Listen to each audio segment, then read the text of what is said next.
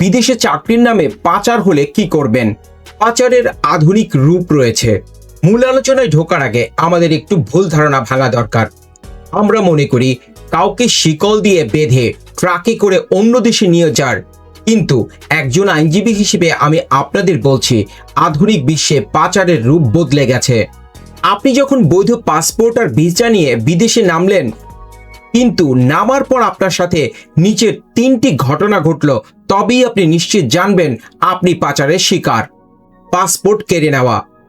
এয়ারপোর্টে নামার পরেই যদি কোনো কোম্পানি বা ব্যক্তি আপনার পাসপোর্ট কেড়ে নেয় এবং বলে এটি আমাদের কাছে থাকবে, তবে বুঝবেন আপনি আপনার মৌলিক অধিকার হারিয়েছেন।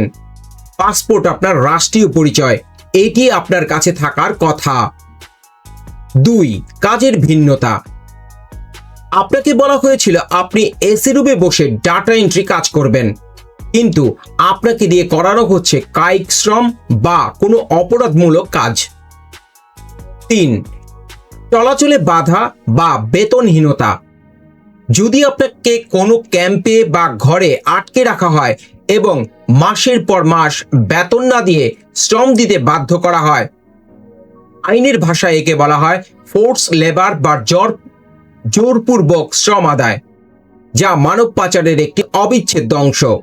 এই পরিস্থিতিতে আতঙ্ক হওয়া খুবই স্বাভাবিক, কিন্তু মনে রাখবেন দালালের জালে আরো বেশি জড়িয়ে পড়বেন। প্রথম কাজ হলো মাথা ঠান্ডা রাখা এবং নিজের অবস্থান গোপন রেখে পরবর্তী পদক্ষেপের পরিকল্পনা করা। তাৎক্ষণিক পদক্ষেপ, জীবন বাঁচানোর কৌশল। বিদেশের মাটিতে আপনি যখন একা এবং অসহায়, তখন আপনার হাতে থাকা স্মার্টফোনটি হতে পারে আপনার সবচাইতে বড় অস্ত্র। আমি 3টি ধাপে কথা বলবো যা আপনাকে জীবন বাঁচাতে সাহায্য করবে। ধাপ 1, তথ্য ও লোকেশন সংরক্ষণ। আপনার ফোনে ইন্টারনেট থাকলে দ্রুত গুগল ম্যাপে ওপেন করে আপনার বর্তমান অবস্থানটি একটি লাইভ লোকেশন পরিবারের কোনো বিশ্বস্ত সদস্যকে পাঠিয়ে দিন। আপনি যে ঘরে আছেন তার জানলার দিক দিয়ে বাইরের দৃশ্য বা কোনো সাইনবোর্ডের ছবি তুলে রাখুন। আপনার অফিসের ঠিকানা বা দালালের পাঠানো কোনো মেসেজ স্ক্রিনশটে ইমেল বা গুগল ড্রাইভে সেভ করুন।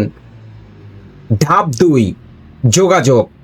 দালাল বা কোম্পানি যদি ফোন চেক করে, তবে আপনার কল লিস্ট এবং মেসেজ ডিলিট করতে ভুলবেন না।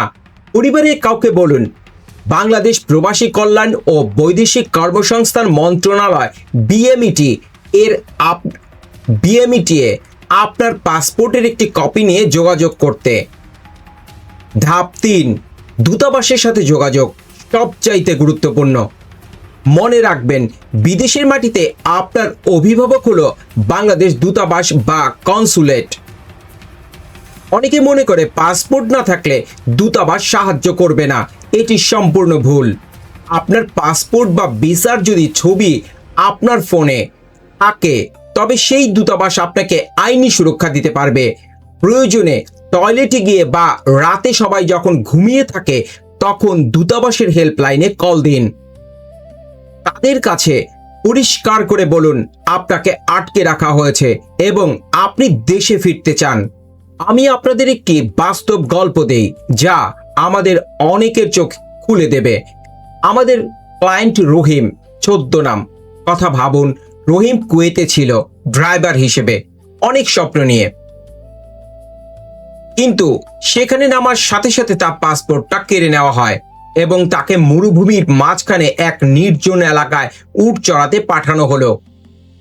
সেখানে না ছিল ঠিকমতো খাবার, না ছিল ভালো থাকার জায়গা। রহিম কি করেছিল জানেন? সে পালিয়ে যাওয়ার চেষ্টা করে বিপদে পড়েনি, বরং সে ধৈর্য ধরেছে। সে গোপনে তার ফোনের চার্জ বাঁচিয়ে রাখত। একদিন এক সুযোগে সে ওই মরুভূমির এক কোণায় দাঁড়িয়ে মোবাইল নেটওয়ার্ক ব্যবহার করে বাংলাদেশের প্রবাসী কল্যাণ ডেস্কের নাম্বারে কল দেয় এবং নিজের লোকেশন পাঠায়। সেই তথ্যটি সে আমাকেও পাঠিয়েছিল। আমরা দ্রুত পররাষ্ট্র মন্ত্রণালয়ের মাধ্যমে কুয়েত দূতাবাসের সাথে যোগাযোগ করি। মাত্র 48 ঘন্টার মধ্যে কুয়েতি পুলিশ এই মরুভূমি থেকে রহিমকে উদ্ধার করে এবং তাকে নিরাপদে দেশে ফিরিয়ে আনে। রহিমের এই জয়ের মূল কারণ ছিল দুটি: ধৈর্য ও সঠিক তথ্য। সে ভয় পেয়ে দালালের সাথে মারামারি করতে যায়নি, বরং আইনি পথ ব্যবহার করেছে। তাই আমি আপনাদের বারবার বলছি, বিদেশে বিপদে মানেই সব শেষ নয়। আপনার দেশ আপনার পাশে আছে, শুধু আপনাকে সঠিক সময়ে সঠিক জায়গায় নক করতে হবে।